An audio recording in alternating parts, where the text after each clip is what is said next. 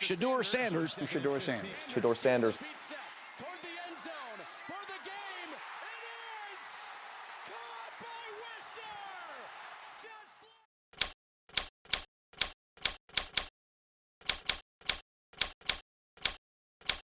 Shedeur Sanders. What are his strengths? What are his weaknesses? And how good of a draft prospect is he really? Hello everybody, this is the Pocket Passer. I'm your host Randy White. I hope all of you are having a fantastic day. I know I am because we're talking about the NFL Draft. Let's jump right into the video.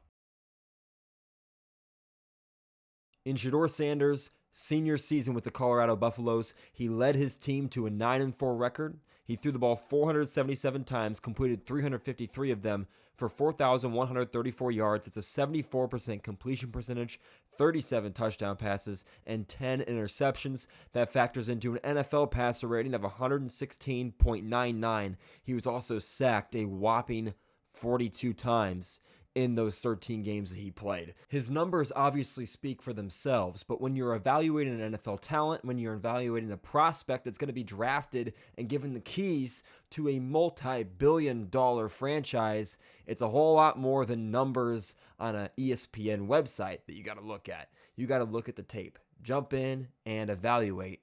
This is what I found. Shedeur Sanders is a very effective passer in structure. He's accurate. He gets the ball on time. He can make most throws within reason. His arm strength is not spectacular, but it is good enough to fit in throws into tight windows within a reasonable range when asked to do so when playing within structure. Shedeur Sanders uses the full 53 1/3 yards of width when throwing the ball in the field. There is not a spot laterally that he is uncomfortable throwing to. He will throw the ball down the field, over the middle of the field intermediately, and he also has the arm strength to be able to get the ball to the outside when throwing the ball on time within the rhythm of the route concept. He's demonstrated strong poise despite being under heavy duress pretty much all season long, especially in the big games and the games that he lost. He manages to keep his head in the game and play effective football through all four quarters or overtime when asked for that to be the case. No matter the pressure that is put upon him, he's been hit several times, gotten back up, erased it from his memory, and just gone and executed down after getting hit while getting hit in the face of pressure. He is very hard to phase. He is prepared for the NFL level when it comes to being pressured and being hit nonstop. It will not stop him from being poised and being determined to execute on a down-to-down basis.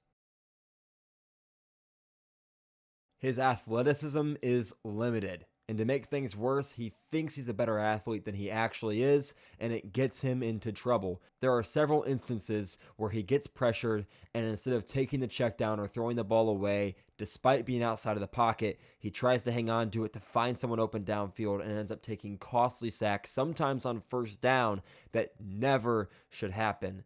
So he needs to clean that up. If he can clean that up at the next level, take the easy checkdowns and get the ball out of bounds when he needs to, he can be a much more effective player at the next level. His arm strength is also limited. He's proven that he can make a wide range of throws, but the reality is at the NFL level, he's not going to be asked to make throws, or he won't be able to answer the ask if it is asked upon him to make the kinds of throws that guys like Josh Allen or Aaron Rodgers, especially in his prime, or Patrick Mahomes or Justin Herbert, those guys can deliver into the tightest of windows with absolute missiles on their shoulders. Shedeur Sanders is not that guy. And that is okay, but it is a real limitation that has to be taken into account when evaluating a player. He's more in the Tua range of the kind of throws that should be asked of him to make than that upper echelon of guys that you would expect to be taken in the 5 to 10 pick range for their arm talent. Now, obviously, Tua was a top 10 pick as well, so there's other ways to do it, but he will be more limited in his passing ability down the field and in those extremely tight windows, despite his accuracy and his timing, which he will have to heavily rely on due to not a lack of arm talent, but a diminished amount compared to some of the blue chip guys in the NFL today and his competition in the draft in Cam Ward. The challenge of evaluating a quarterback like Shedeur Sanders is that all of the things that you want to see on film the arm strength, the athleticism, the size, the arm talent, all those things, those tangibles that I can see on the screen. He doesn't necessarily have those, but I know he's accurate. I know he can get the ball on time. I know he's smart and can execute passing concepts. I know he's poised. That's a big one. Of the things that are going on up here that you don't necessarily see jump out on you, you really have to dig into the film and kind of get an idea of what's happening out there and see it all put together throughout the course of a game, see him get hit, see how he responds to getting hit over and over and over again. Guess what? If he goes to a bad football team at the NFL level, we don't have to ask ourselves what's going to happen when on 1st and 10, his left tackle whiffs on a defensive end and he gets freaking smacked immediately. Don't have to ask that question. We know he's going to get back up and he's going to go execute the next play. He's going to stand in there. He's going to take the shot if he needs to. He's going to try and get out of the pocket and extend it if he can. He's got to clean some of that up. He's got to get the ball out of his hands a little bit sooner. But for the most part, man, he's going to stay in it here. He's not going to crumble in here. The moment's not going to get too big for him. The pressure is not going to get too heavy on his shoulders. He's going to push through it. I know that. I saw it on film. I saw him get the shit kicked out of him. And I saw him get back up from that. I saw him get sacked 8 times against Baylor, complete a Hail Mary, and then beat them in overtime. 38-31. I know he has what it takes mentally, and that's huge. I know he's a leader, or at least I've heard he's a good leader. I've heard he's got a little bit of a cockiness to him. Now, that was branded as negative and a reason for him to drop in the draft. I've always been a proponent of, I want my quarterback to have some moxie. I want him to be cocky a little bit. I want him to be like, yeah, I'm the shit. I kind of want that vibe to him a little bit. I don't need him thinking that he knows better than people and that he's superior to people, because that's the kind of person that doesn't work their ass off to get what they need to get to succeed and excel. But I do want someone who believes that any challenge that there is, any challenge that they will ever be faced with, they're going to rise to it. They're going to overcome it. That's that moxie. That's that self-confidence. That's that ability that borders on arrogance to go, you know what? I don't give a shit what anybody says to me, what anybody does to me. I don't care what anything happens. I don't care how many times I get hit. I don't care how many passes get dropped. I'm going to show up. I'm going to work my butt off, and I'm going to go succeed. I'm going to prove all of you wrong that said I couldn't do it. I'm going to show up and get the job done. I'm going to have all of you guys that didn't believe in me, I'm going to have all of you sorry. I'm going to make you regret you didn't draft me. And to all those people that believed in me, all those people that backed in me, I'm going to prove you right. That is the kind of mentality that you need. And sometimes it comes off as arrogant. And you know what? Too bad. I appreciate it. I enjoy that kind of moxie. I think it's not just preferred. I think it's necessary. I think it's essential to success, especially at that position.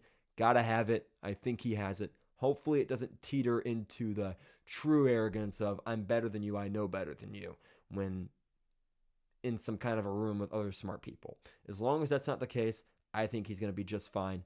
So I like that kind of moxie. So I think he's a leader.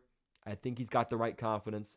I also think he's got a chip on his shoulder with all the people that have been doubting him and have been talking down about him through this draft prospect. I know he's poised, like I said. I know he's tough. I think he can succeed at the next level because of what's going on in here. So to me, because he's limited physically, I can't give him like a top 10 pick grade. Although I expect him to go in the top 10 this year, and it makes sense in this draft. But just as a general prospect, how he stacks up as a prospect in general, not just as a quarterback, because obviously quarterbacks get weighted more. But just as a prospect, I would give him a mid to late first round grade. I've teetered from early first round to early second round for him, but I'm going to sit in the mid to late first round grade. I think that is where his value stands as a player. As a quarterback, he's probably going to go top 10. I would be generally pretty surprised if he fell to Pittsburgh at 21. I think if Pittsburgh takes him, it's because they trade up. So to me, he's a top 8 to 15 pick. That's where I see him. New Orleans at 9 makes a ton of sense to me. I would not blame the Giants for taking him at 3. I see them taking Travis Hunter or Abdul Carter. I think that is the value pick. The value pick is Travis Hunter or Abdul Carter. But we'll just have to wait and see for that draft to come around April 24th. But as a prospect, I like Shedeur Sanders a lot. I think he has the potential because of what he has in here, what he's made of in here. I think if all those things are the way that they've been presented to me, and he holds true to that, and he goes to an organization with a good offensive mind that can build an offense around him, and he can get protected by a competent offensive line. Because here's the thing, he'll be able to overcome a bad offensive line in terms of his own personal performance and his own poise, but the team's not going to win because you can't win with a bad offensive line. But if he goes somewhere where the offensive line can execute, he can have a couple talented receivers that are good enough and a good offensive mind. And for God's sake, please somebody support the guy with a run game for once. I mean, come on. It was non-existent in Colorado. It'd be really nice if he could finally get a run game. But if he can get supported somewhere, he will win you football games. I pretty much guarantee that. I would be shocked if he failed in a good situation. So if he goes to a good situation, I like him a lot. That's all I got for you guys. If you enjoyed this video, make sure to leave a like. Consider subscribing if you'd be interested in watching more of my videos, and leave a comment down below. Where do you think Shedeur Sanders will go in the draft? Do you want your team to draft him? Who do you want your team to draft? Also, huge shout outs to the channels that I got this film from and all this footage from for Shedeur Sanders. Do a barrel roll. That's DOABARROWROLL.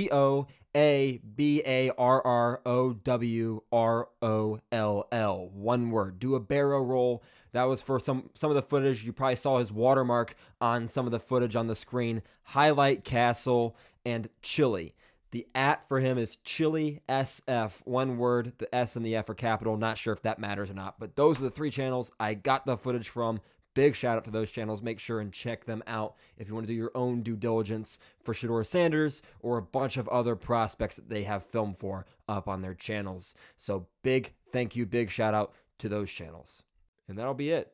I will see all of you in the next video. I appreciate all of you. Peace.